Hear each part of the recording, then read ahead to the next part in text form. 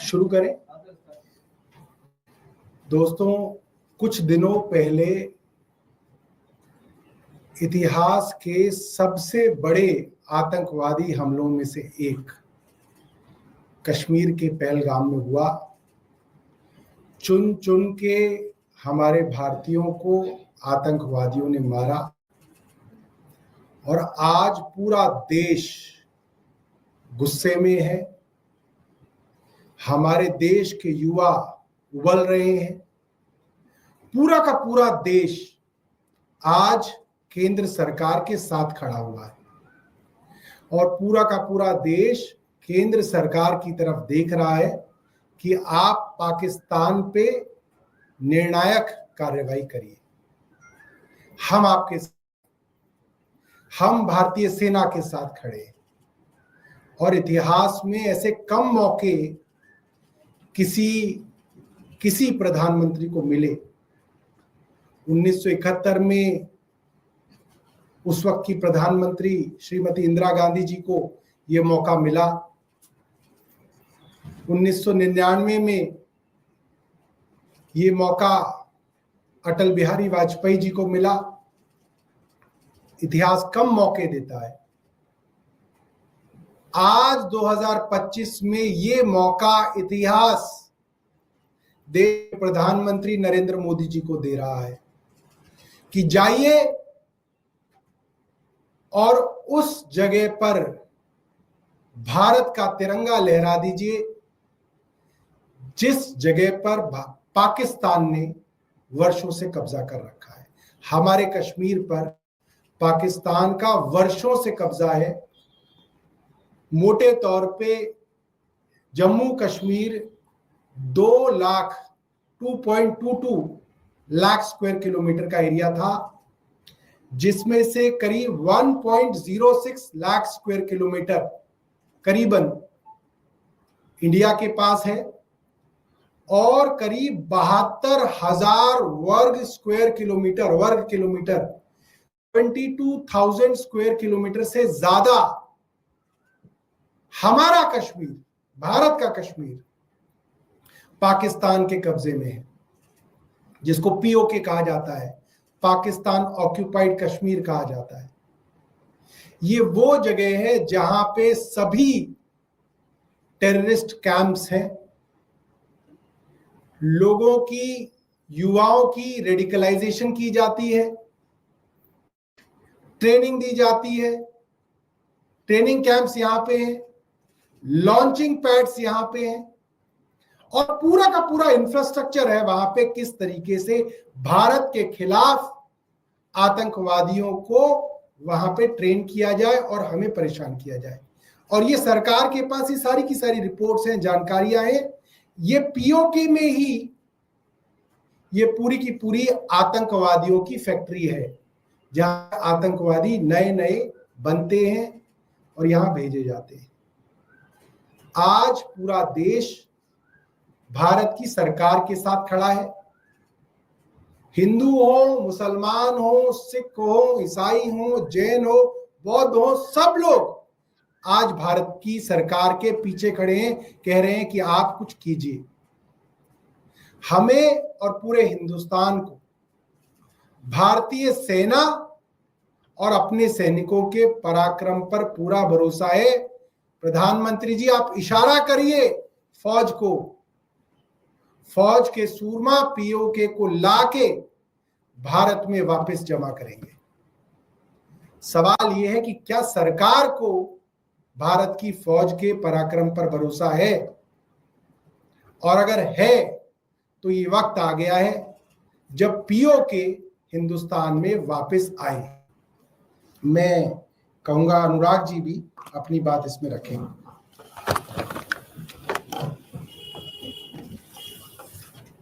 जैसा सौरभ जी ने अभी कहा कि देश के लोगों का इस वक्त ये मन है, इस वक्त पूरे देश में एक आम राय है कि पाकिस्तान के खिलाफ जो कार्रवाई हो वो निर्णायक हो। इससे पहले भी कई बार ऐसा हुआ है कि पाकिस्तान ने हमें आंख दिखाने की कोशिश की, हमारी धरती पर आतंकी घटनाओं को अंजाम दिया और उस समय की सरकारों ने पलटवार करते हुए, जिसका सबसे ताजा उदाहरण आप, जब इससे पहले पुलवामा में जब आतंकी घटना को अंजाम दिया गया था, तो भारत की सरकार ने मुंहतोड़ जवाब पाकिस्तान को दिया और वहां के एक आतंकी कैंप को नष्ट किया गया।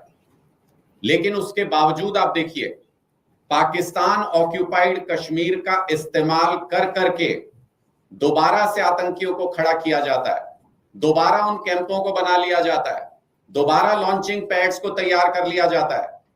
इसका सीधा सा उदाहरण यह है कि अगर आपको मच्छर खत्म करने हैं तो मच्छर मारने से काम नहीं चलेगा। जहां से मच्छर पैदा हो रहे हैं उस जगह को साफ करना पड़ेगा, उस जगह को अपनी मिल्कियत में लेना पड़ेगा, अपने काबू में लेना पड़ेगा।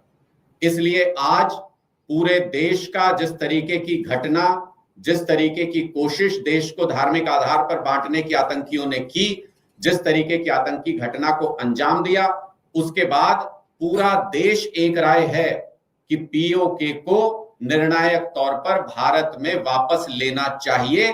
ये लिए बिल्कुल सही समय है, क्योंकि इसके बाद भारत प्रगति, जिस तरीके से आगे बढ़ने का क्रम जारी है भारत का, उस क्रम में रुकावट आतंकी पैदा न कर पाए, इस तरीके की आतंकी घटनाएं न कर पाए। इसके लिए बहुत जरूरी है कि भारत सरकार एक इंस्ट्रक्शंस क्लियर कट, कल हमने सुना कि ये कहा गया कि खुली छूट सेना को दे दी गई है। सेना तो पूरी तरह से तैयार है, सैनिकों के पराक्रम पर, सेना के पराक्रम पर पूरे देश को पूरा भरोसा है। हमने पहले भी मुंहतोड़ जवाब दिया है, लेकिन सरकार से इस वक्त निर्णय की जरूरत है, राजनीतिक इच्छा शक्ति की जरूरत है।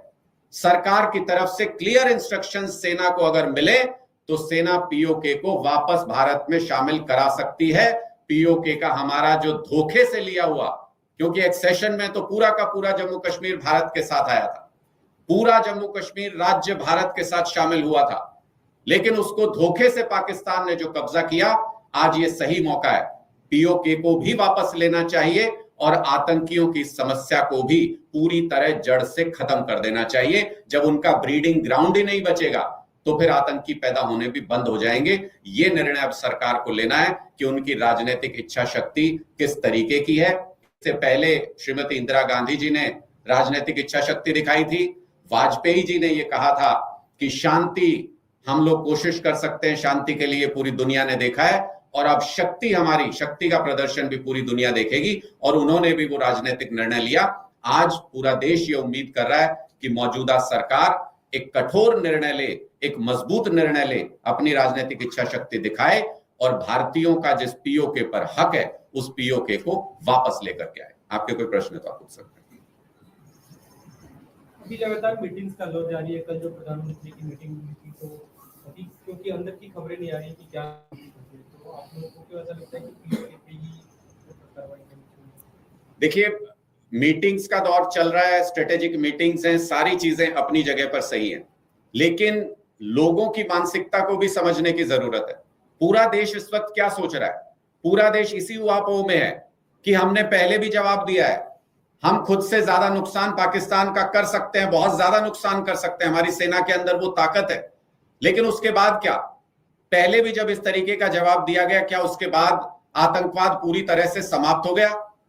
क्या पाकिस्तान ने पाक ऑक्यूपाइड कश्मीर में लॉन्चिंग पैड्स बनाने, ट्रेनिंग बनाने बंद कर दिए? इस समस्या का एक पुख्ता समाधान होना चाहिए। हम लोग हमेशा इस डर में नहीं रह सकते कि कोई भी व्यक्ति कहीं से गन लेकर के आएगा और हमारे लोगों के ऊपर गोलियां चला करके चला जाएगा। ऐसा मुमकिन नहीं है। इसलिए पूरे भारतवर्ष की एक एक व्यक्ति की इस वक्त ये इच्छा है कि पाक ऑक्यूपाइड कश्मीर को ही वापस लाना चाहिए, तभी इस समस्या का निर्णायक समाधान हो सकता है। देखिए, आप जो बात कर रहे हैं, जो एक्सपर्ट्स का मानना है कि विदाउट वॉर पीओके लाना संभव नहीं है, क्योंकि उसके लिए आपको ग्राउंड ट्रूप्स भी उतारने पड़ेंगे, आपको युद्ध जमीन पर लड़ना पड़ेगा। तो आप इस तरीके से कह रहे हैं कि आम आदमी पार्टी युद्ध की मांग कर रही है कि युद्ध अब पाकिस्तान से छेड़ देना चाहिए। देखिए, हम बहुत सीधी सी बात कर रहे हैं कि उस ब्रीडिंग ग्राउंड को खत्म करना है जहां पे ये मच्छर पैदा होते हैं। इन मच्छरों का अंतिम इलाज तभी हो सकता है जब वो ब्रीडिंग ग्राउंड खत्म होगा, और वो ब्रीडिंग ग्राउंड तब खत्म होगा जब उसको हम अपने कब्जे में लेकर के हम जिस तरह से हमने जम्मू कश्मीर को, जो हमारे हिस्से वाला जम्मू कश्मीर है, उसको जिस तरीके से प्रॉस्परस बनाया है, जैसे वहां पर पर्यटक दुनिया भर से घूमने के लिए आते हैं, जब पीओके भी हमारे पास होगा, हम उसको भी जब डेवलप करेंगे, वहां के लोगों के लिए भी रोजगार की व्यवस्था होगी, तब वहां पर शांति बहाली होगी, तब वहां पर आतंकी पैदा होने बंद होंगे। इसलिए हम लोग ये मांग कर रहे हैं कि समस्या को अगर जड़ से खत्म एक बार कर दिया जाए, वो ज्यादा सही होता है, बजाय इसके कि नासूर को हम लगातार झेलते रहें और बार बार इस तरीके की आतंकी गतिविधियां होती रहें। और अगर कोई हमारी जमीन के ऊपर कब्जा किए बैठा है तो फिर किस चीज के लिए संघर्ष करेंगे? हमारी मातृभूमि के ऊपर कोई कब्जा किए बैठा है इतने लंबे समय से, और आप कह रहे हैं कि उसके लिए हमें क्या करना पड़ेगा, बड़ा निर्णय लेगा, क्या करना पड़ेगा? इस वक्त पूरे देश की मानवीय की हैसियत, पूरे देश की मानवीय दशा यह है कि किसी भी हालत में पाकिस्तान ऑक्यूपाइड कश्मीर को वापस लीजिए, एक निर्णायक फैसला लीजिए और पाकिस्तान को सबक सिखाइए। आज एसीपी ने मनीष सिसोदिया, सचिन जैन के खिलाफ एफआईआर, ये जो क्लासरूम का मामला है उसको, देखिए, हमें ऐसा लगता है कि भारतीय जनता पार्टी की सरकार कुछ अपना काम तो कर नहीं सकती है, और जिस तरीके से मनीष सिसोदिया जी पर और हमारे बाकी लीडर्स के ऊपर केस दर्ज किए जाते हैं, मुझे तो लगता है कि अब एक केस ये भी दर्ज होगा कि मनीष सिसोदिया जी सरकारी कुर्सी पे क्यों बैठे। मनीष सिसोदिया जी वहां कॉमा और फुल स्टॉप लगाना उस कागज में क्यों भूल गए, इसके ऊपर भी एक एफआईआर दर्ज होगी। तो इनको 5 साल तक भारतीय जनता पार्टी की सरकार को कोई काम नहीं करना है, इनको बस यही ड्रामेबाजी करनी है। कभी इस मामले पे केस दर्ज कर दिया, कभी उस मामले पे केस दर्ज कर दिया। मैं फिर से कहता हूं, ये महज इत्तेफाक नहीं हो सकता है कि दुर्गेश पाठक जी को गुजरात बनाया गया, उनके खिलाफ एफआईआर दर्ज हो जाती है, उनके घर पे रेड हो जाती है। मनीष सिसोदिया जी को, सत्येंद्र जैन जी को पंजाब का प्रभारी और सह प्रभारी बनाया जाता है और उनके ऊपर नए सिरे से एफआईआर दर्ज हो जाती है। ये पूरी तरह से पॉलिटिकल मामला है, ये पूरी तरह से दबाव डालने की, डराने का प्रयास है। लेकिन इन लोगों को इतना समझ आ जाना चाहिए कि आम आदमी पार्टी के नेता कि इन गीदड़ भभकियों से, इन केस से, इन ईडी सीबीआई से नहीं डरते। सर, एक सवाल है कि हरियाणा की सरकार ने आरोप लगाया पंजाब की सरकार पे कि पानी नहीं छोड़ रहा है, जबकि पंजाब का सरकार कहना है कि हमने अपने हिस्से का पानी छोड़ा है। मुझे लगता है चंडीगढ़ में दिया जा रहा है, पंजाब और हरियाणा सरकार के बीच का मामला है, पंजाब सरकार उसको क्लैरिफाई करेगी। बहुत बढ़िया, थैंक यू।